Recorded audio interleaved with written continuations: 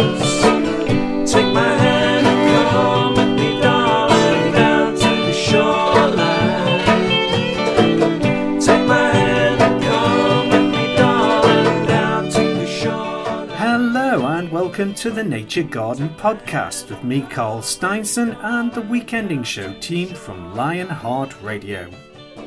On today's show, we're reflecting on a year where so much has happened. Tom Pattinson is looking back through the seasons and successes in the garden. Tom Cadwallender is reflecting on some amazing birding highs and lows. And Steve Lowe, still in the Christmas spirit, thinking about gifts we can give at any time to help ourselves and the planet in 2022. All coming up on the Nature Garden Podcast. Cleaners on its hand in the rank of coast on one. Nighttime slept soup, like an hour passing by. The deep seas heave and the ghost of dead cry.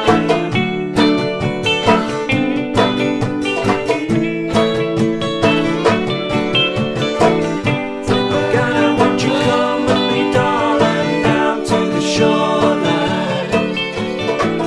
Take my hand and come with me, darling, down to the shoreline. It's been quite a year where gardening, wildlife and the environment seem to have moved so much closer to our hearts and minds. It's been a year when one of our correspondents has actually become a bit of a star on national media, and I'm not surprised, Tom Cadwallender. So, in this old year, new year resolution type show, let's begin with Tom Pattinson's report on how gardening has gone this year. I think it's customary worldwide at the end of a calendar year to reflect on what has passed. The good points, the bad points. If you got something wrong, try and learn from that situation, put it right in future. Celebrate all those highlights of the year, the things that went well.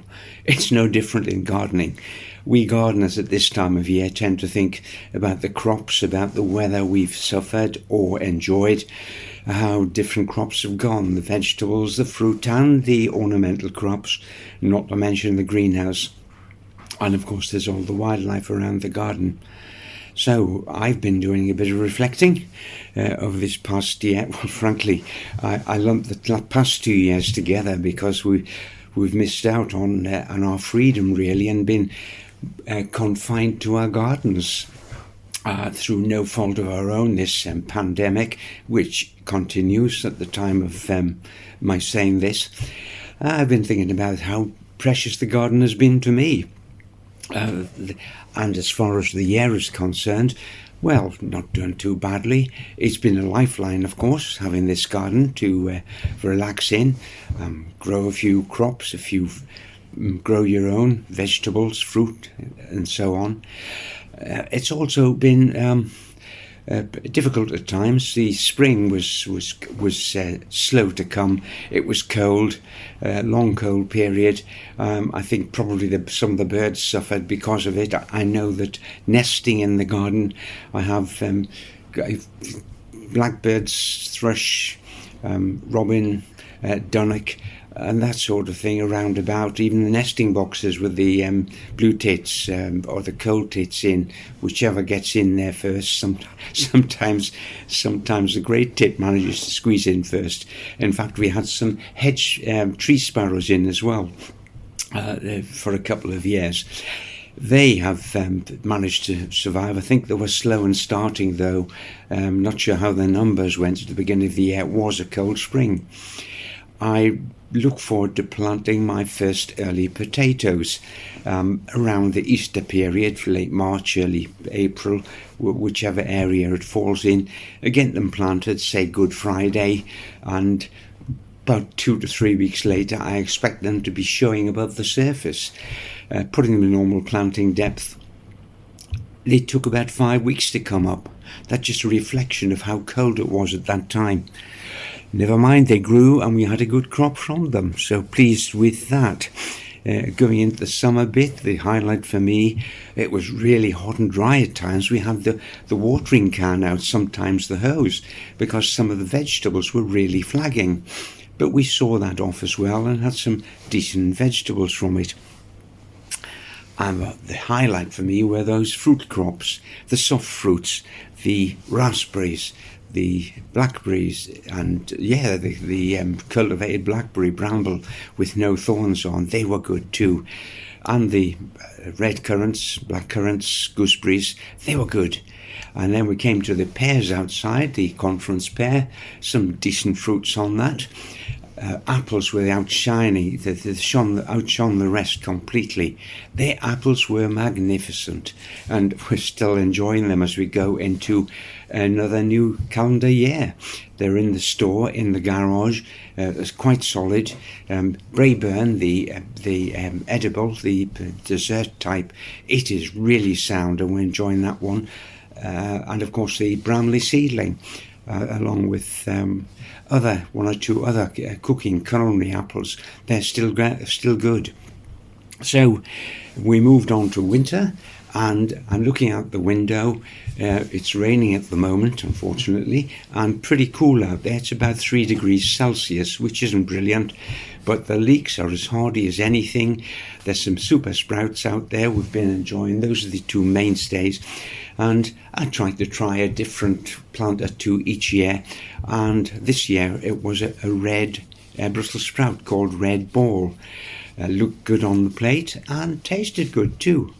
So, wrapping this up, the thoughts on the year, not a bad year at all, and we even rounded it off with some early potatoes grown in pots in the unheated greenhouse.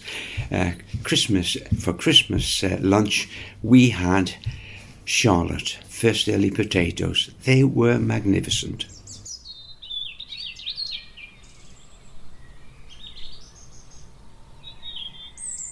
And in our reflective 2021 into 2022 programme, Tom Cadwallender is having a glass half full moment as he reflects on some of the birding events that have happened. It's not all sweetness and light. His report contains the good and the bad and the downright ugly, but he's still positive. Well, isn't he always? Over to you, Tom. Once we've got the winter solstice out the way, I always feel a little bit more cheered up, because I know not far around the corner the days are coming with longer daylight hours in them, and these dark sort of long dark nights are kind of receding. But actually, you know, we're running into the end of 2021 into the beginning of 2022, and you've got a chance now to kind of sit back, and I'm kind of reflecting upon kind of the ornithological year. Yeah, it's been a kind of crazy old year generally, we know that. But ornithologically speaking, it's been quite a mixed bag year as well. There's been some quite depressing news coming out this year. And none more so than the kind of publication of the Birds of Conservation Concern. You know, this is the red data book of birds and wildlife generally, but birds particularly. And the bad news is we've actually gone up from 67 species of birds, which was in the last publication, which was about 3 years ago, to this most recently, we've gone up to 70 species. And species on there, we're talking about sort of puffin has just recently joined, and that we're quite concerned about the populations and the population relative to impact from climate change. So that is really quite concerning. But now we've got a broad range of species. Earlier on, we had sort of just quite a narrow sort of selection of birds. But now we've got woodland birds, we've got farmland birds, we've got sea birds, we've got coastal birds. And there's all sorts of species on there which really are of some concern. We see changes in population, although we do see kind of increases in other birds, but the general direction of travel is not very good at all. And so that's kind of depressing. But there are some sort of highlights. You know, we have had some kind of sort of good news, is like the species I've worked on for quite a number of years, and that's the roseate tern. And 2021 was the best year since 1970 in terms of breeding pairs, which is fantastic, and that should be celebrated. And that's here in Northumberland on Coquet Island, and the lads and lasses who are part of the team on Coquet should be congratulated, because we ended up with 150 pairs, which is phenomenal, really, when you think about it. Great teamwork out there by the RSPB folks, and it's really good value. So there are some highlights, and we're seeing populations of little egret growing and one or two other species colonising. Goldeneye, for example, a duck species, and little egrets numbers are kind of growing as well. So we are seeing some changes. But there are other kind of negative values around, and we're seeing sort of, the razorbills and guillemots earlier in the autumn and back of the summer. There was big numbers that have been close in. We still don't know what the cause of their problems are, you know. We think it's some algal bloom which has been caused by climate change. But we don't know the answer. But as the year kind of draws to an end, we're hearing quite sort of staggering and worryingly sort of staggering sort of reports of avian influenza kicking in. Something like 5,000 barnacle geese have been found dead on the Solway on the west coast, a few on the east coast here. And I'm just reading a report about this big die-off of common cranes in a wintering area in Israel as a result of avian influenza. And that's a real big worry. And again, we haven't an answer to it. You know, we haven't got an answer at all. So yeah, there's some real worrying sort of situations going on here, but we do see some glimmers of hope. You know, the rewilding projects that are going on, and I witnessed one this spring, the spring of 2021. I went out to Kielder to do some bird survey work at Kielder Wildwood, and I was so encouraged by the way the attitude of the kind of the workers out there. They're doing some great work by putting in native species, trying to recreate habitat, making it more suitable for birds to recolonize and make the populations much more robust, simply by putting in place kind of much more wildlife friendly sort of environments. And that sort of idea is spreading right across the country. I'm not so keen on the naming of it, rewilding. It's a bit jingoistic, but actually the principle of it is fabulous. Really, I'm really quite impressed by the whole thing. But yeah, so there are some glimmers going on there. There's some really good news. You know, I'm really quite pleased with all of that. But you kind of think forward into 2022, and what's 2022 going to bring for us? Well, I hope we see some kind of increased productivity in terms of the roseate terns on Coquet Island again. I hope that goes from strength to strength. I hope our breeding populations of seabirds will actually buck the trends and become much more robust again and become much more successful. You know, the little terns deserve a greater kind of productivity, greater kind of success rate than they've had of late.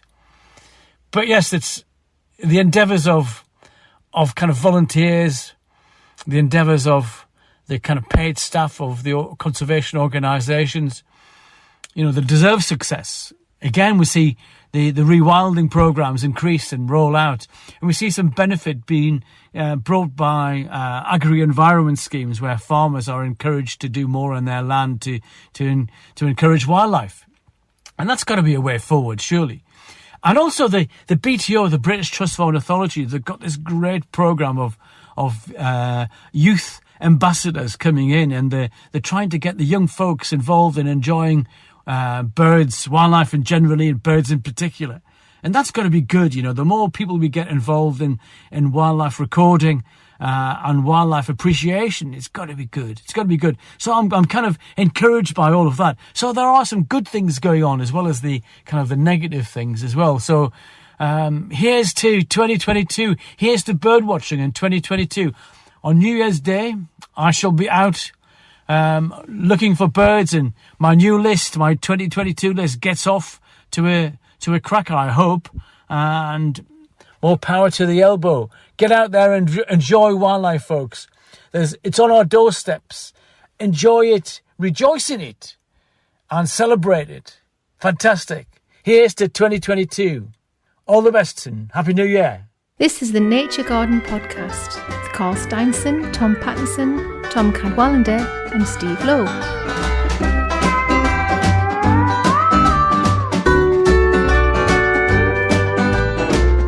Looking at the window, everything was white. Cold air was sapping through my vein. I was deep in Canada snow. Minus 20 when I got here, for 6 months or more. Someone said you better get used to it. Deep in the Canada snow, deep in the Canada snow.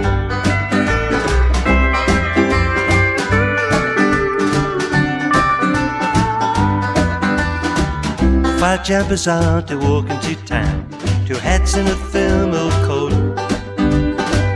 I was slipping and sliding around, deep in the Canada snow. They say that us Geordies similar to the corner book folk. You couldn't understand a word I said, deep in the Canada snow, deep in the Canada snow.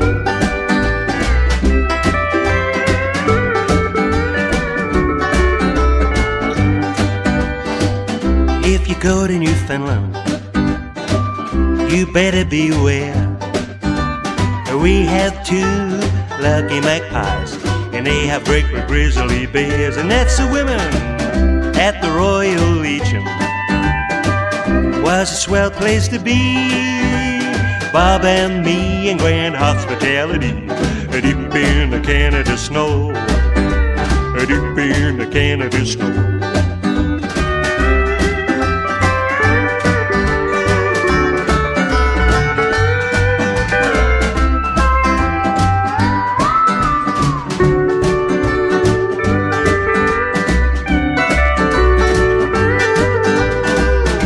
Surrounded by hillside and snowdrifts galore.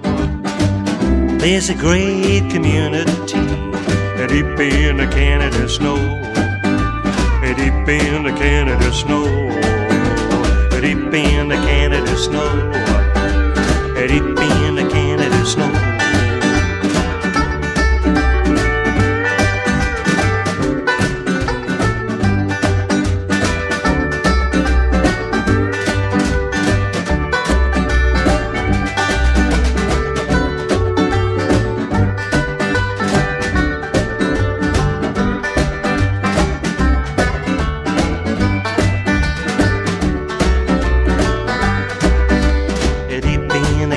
Snow, deep in the Canada snow, where the happy people go, deep in the Canada snow, deep in the Canada snow, oh, deep in the Canada snow, deep in the Canada snow, deep in the Canada snow, deep in the Canada snow.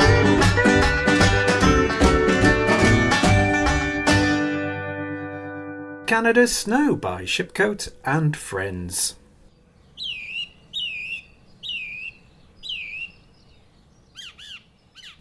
Tom's looking ahead to the gardening year and how to make things better.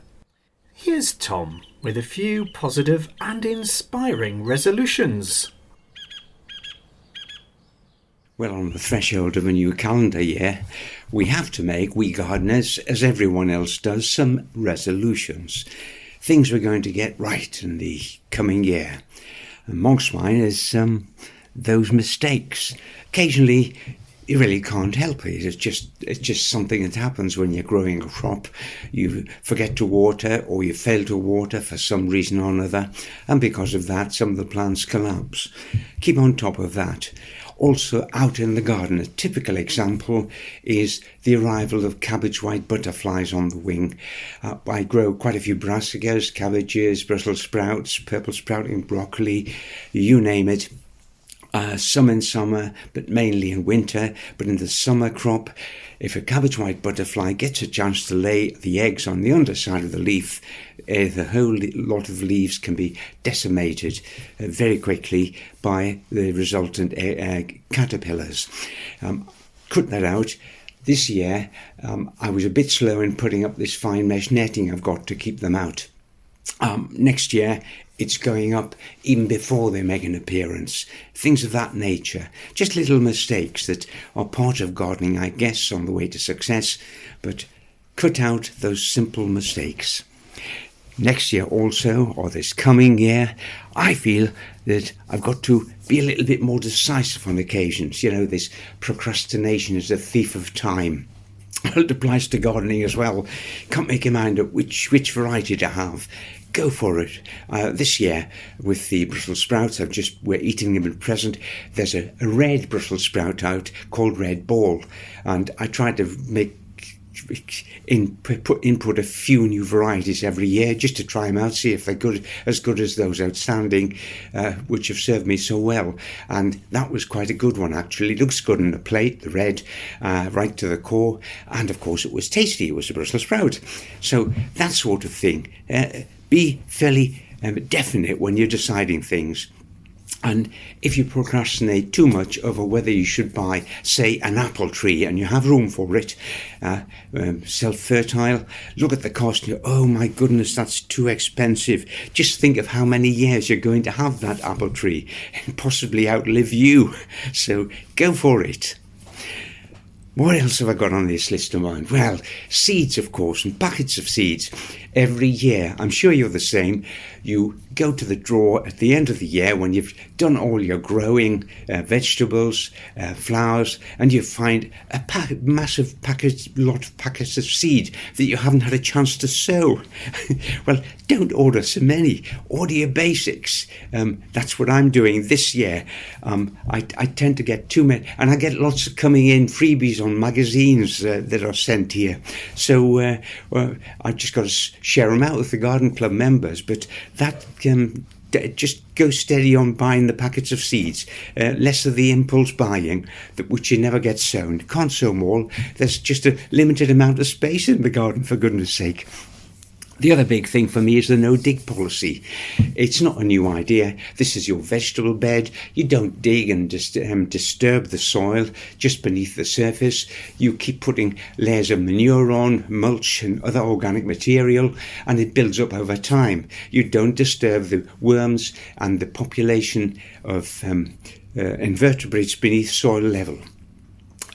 It came out around this. Well, I remember it being, when I was a young gardener in the 1970s, it was a very popular method. No dig, don't dig your vegetable garden. And it seems to have been lost for a while, and suddenly it's like gardening. What goes round comes round. There's a phase now for no dig, and it's no bad thing.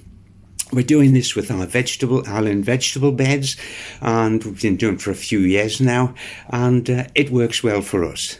Besides, you don't have to dig as much. It's not so use your energy on other parts of the garden if you know digging on the vegetable plots, that is. The other big thing I'm promising myself for this coming year: keep out the plastics as much as possible, keep out the pesticides, and keep out the peat. 3 Ps. We don't need them. They're being threatened in the environment. The plastics are causing a threat. The pesticides will threaten you, and they pose a threat for any living thing that comes through your garden. They've been banned here for a few years. And of course, peat. It's not a renewable resource, not in a hurry anyway. So they're trying to cut it out in the garden centres. The government wants to have it cut out, and most people do, I think, but it's still there, so gardeners buy it. The other little thing is moss, of course. We have it in the garden, moss in the lawns.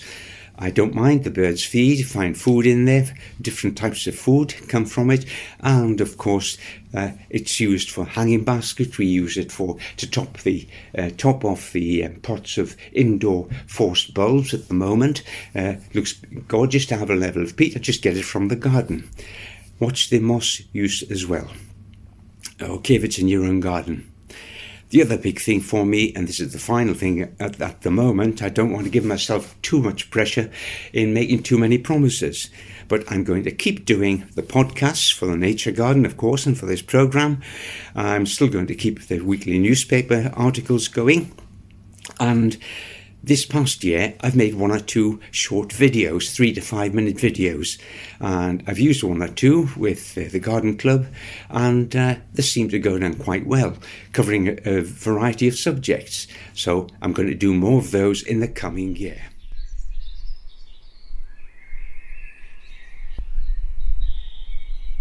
Steve Lowe from the Northumberland Rivers Trust has been considering some gifts for Christmas which could actually stand you in very good stead for the new year.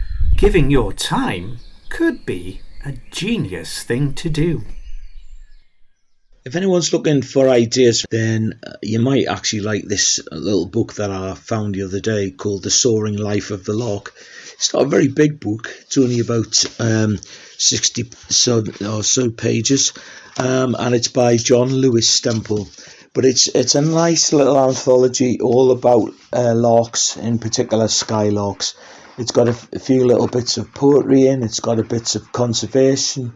There's something about the decline of birds, about hunting of them. It's got a few, strangely, it's got a few recipes in, but it's just a lovely little book. Perfect to have a little sit and particularly when it's cold and damp outside, having a little reminder of the summer. So I definitely recommend that. A couple of other ideas though. Any kind of sum involved here, but why not make a small donation to an organisation like Northumberland Rivers Trust? They've got just giving pages, and just even a couple of quid will actually make a big difference. A couple of quid will probably pay for 2 or 3 trees to go in to Riverside or something like that. So that's not an expensive present. And the other thing you can do is make a pledge. Make a pledge to actually go out and do some voluntary work or something like that. A day of your time on a project that's funded is actually worth between £50 to £150 in terms of match funding. It doesn't cost you anything, just a bit of effort. And I'll be honest with you, on the Rivers Trust point of view, we always have sandwiches and flapjacks. So yeah, winner both ways. Cheers.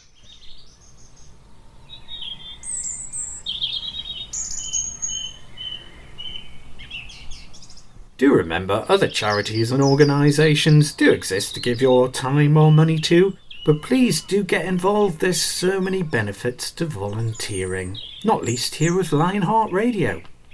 And so, to the sound of warbirds, here's Tom with some things to be getting on with in the garden.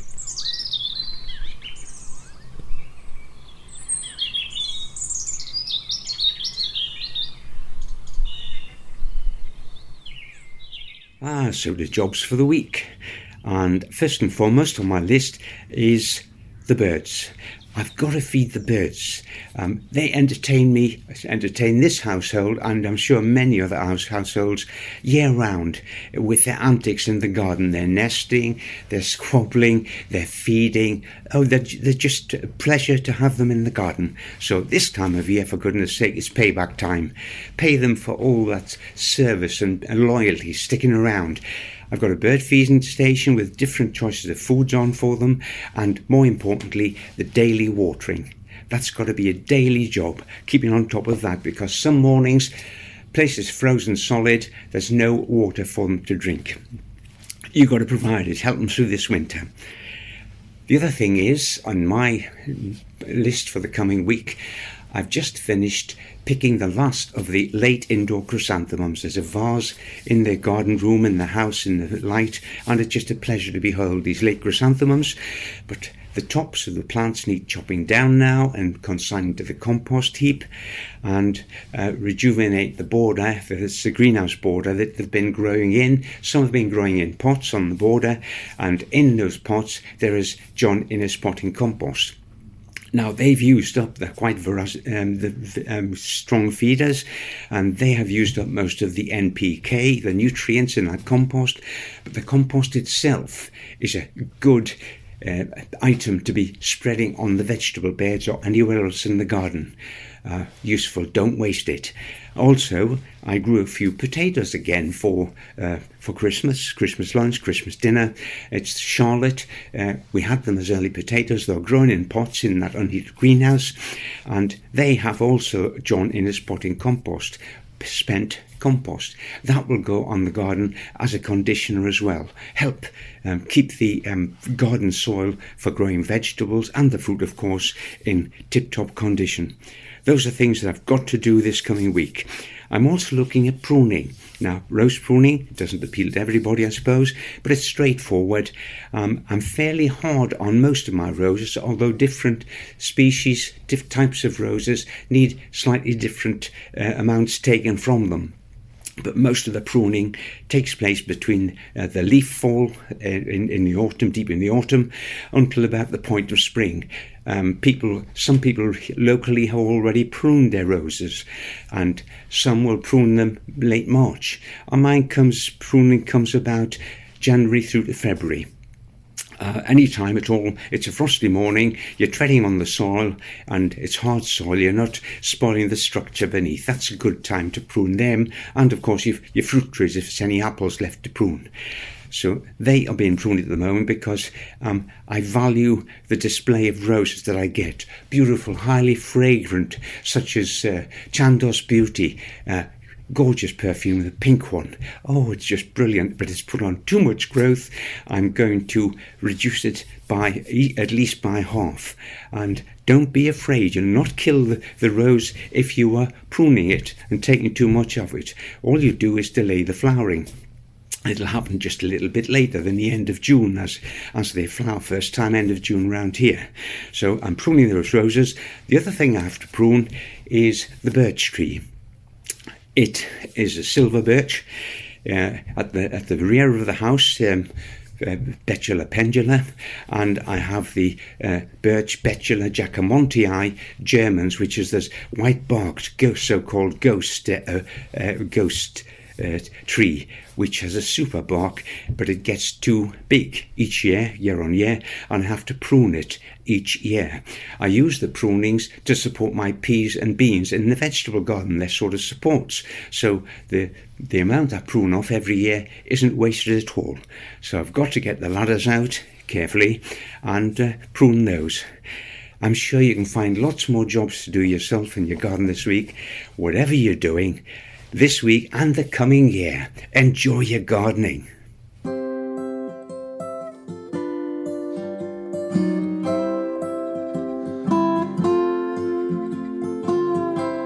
And with the familiar sound of Auld Lang Syne by our very own Carl Cape Band playing us out, it's time for us to say ta-ra for now as we take our winter break. And you've been listening to gardener Tom Pattinson, birder Tom Cadwallender from the British Trust for Ornithology, and Steve Lowe from the Northumberland Rivers Trust. I'm Carl Steinson, and don't forget you can listen back to all the previous reports we've done on the Nature Garden podcast. That's the Nature Garden podcast.